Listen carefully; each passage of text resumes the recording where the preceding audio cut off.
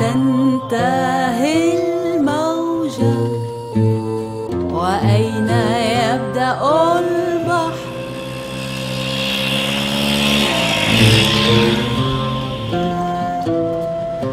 Since ancient times, the coast of the Gaza Strip has been renowned for its rich fishing. Generations of fishermen and their families have relied on this natural bounty, and a booming industry of fish products once existed in Gaza.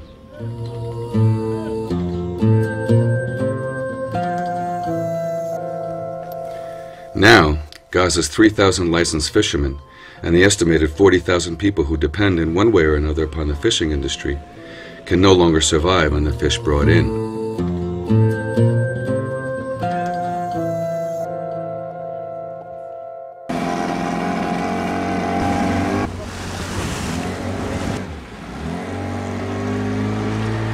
According to the Oslo Accords, Gazan fishermen are entitled to fish up to 20 nautical miles off the coastline. These accords, signed in 1994 by Israel and the Palestinian Liberation Organization, are the only written agreement on the matter.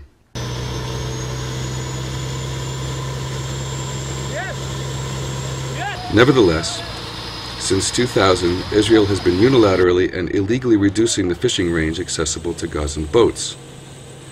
In 2006, after the Hamas party was elected in Gaza, Israeli military boats began to impose a limit of 6 miles.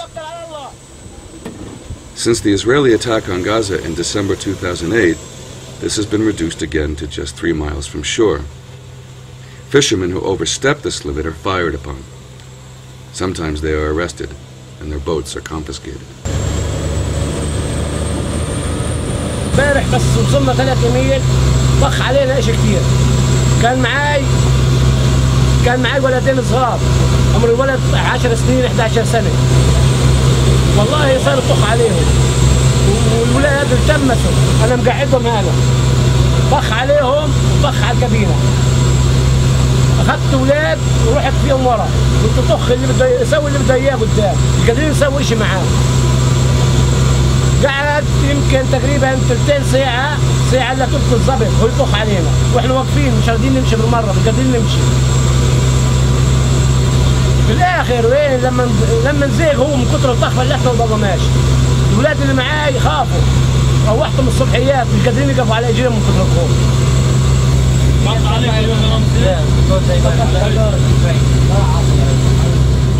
Thus, the fishing boats cannot access the deep water channels where the fish are abundant, and are limited to shallow areas near the shore where they are fewer and smaller. These are the spawning areas, and fishing in them means that fish populations will not be able to replenish themselves, with disastrous long-term ecological and economic consequences. شغلتين صياد في البحر مش مظبوط، في البحر في مضايقات في البحر. سمك لا خفيف عشان في منع. المشكلة 3 ميل هذه كله مؤثر على الصيد.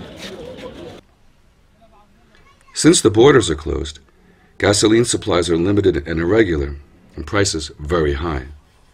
This means that each time a fishing boat goes out to sea, the journey costs more. Since each journey also brings back less fish, in the end, many fishermen can no longer afford to take their boats out. This increases the already astronomical rate of unemployment in Gaza. قد قاعدين نصرع البلاميد على 10 شيكل 15 شيكل بتجيب الشم. يعني بصيد اللانش ب 10,000 شيكل، بطلعش البحر اللي زي حالات بطلعش 10 شيكل 5 شيكل. بس عشان الموسم ولا؟ راح الموسم هلقت عشان الطراد فيش 3 ميل ولا حاجه، ايش 3 ميل؟ يعني لو الطراد مش موجود بتصيدوا ايه؟ لو الطراد مش مسموح كان بتصيد سردينه، بتصيد سكمبله، بتصيد طرخون، بتصيد مليطه، تروح على الغربه على الصخر بتسرح بالشرك، باللقس الكبير بتسرح، بس فيش لقيتها عشان 3 ميل. وحتى امبارح اخذوا لانشين على سدود، يعني واحد للعبد الهبيل وواحد للعمر الهبيل. لقيت في سدود اللانشات تروح البني ادمين عن الشاط واللانشات ضلوا مغاد. طب وليش؟ محبوسين عشان خالفوا شويه، زاغوا شويه عن 3 ميل. بدك اياهم بكره تيجي الصبحيات على 5:30 نصرح. In the mid-1990s, Gaza's fishing boats pulled in some 3,000 metric tons of fish a year. Current estimates suggest that the annual fishing haul now is about 1/4 of what it was before the restrictions, a loss of over $3 million a year. Under the current siege, much of Gaza's population suffers malnutrition. The sea could be an important food source, but given the current limits, the price of fish puts it well beyond the means of most Gazans.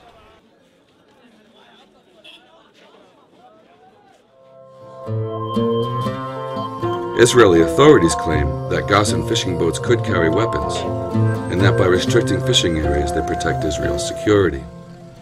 Since no evidence has been found that these boats do anything but fish, the Palestinian people of Gaza see the restriction as an attempt to destroy their livelihood.